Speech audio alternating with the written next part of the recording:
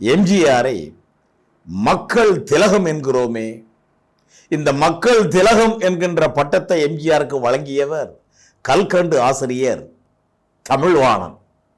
தமிழ்வாணன் ஒரு முறை கூறுகிறார், ஒரு குழந்தைகிட்ட போய் ஒரு 10-15 நடிகர்களுடைய போட்டோவை அப்படி முன்னாடி போட்டு, ஏ பாப்பா, இந்த போட்டோக்கள்ல உனக்கு பிடிச்ச போட்டோ எது அப்படின்னு கேட்டா அது எம்ஜிஆருடைய போட்டோவை தான் முதல்ல எடுக்குமா என்று கல்கண்டு ஆசிரியர் தமிழ்வாணன் கூறினார் ஒரு முறை.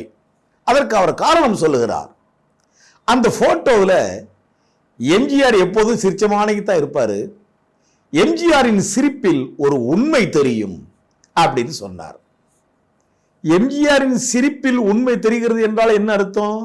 எம்ஜிஆரின் இதயத்தில் உண்மை இருக்குன்னு அர்த்தம், வாய்மை இருக்குன்னு அர்த்தம், தூய்மை இருக்குன்னு அர்த்தம். இதயம், மனது, மூளை இவற்றில் உண்மை பரவி இருந்தால் தானே நமது முகபாவத்தில் அந்த சிரிப்பில் உண்மை வெளிப்படும். ஆக எப்போதும் உண்மை இதயமாக, யதார்த்தமாக, எப்போதும் இயல்பாக இருக்கக்கூடிய எம்ஜிஆர், அவர் எப்போது போட்டோ எடுத்தாலும் அவருக்கே உரிய ஒருவித புன்னகையில் தான் அந்த போட்டோவுக்கு போஸ் கொடுப்பாரு.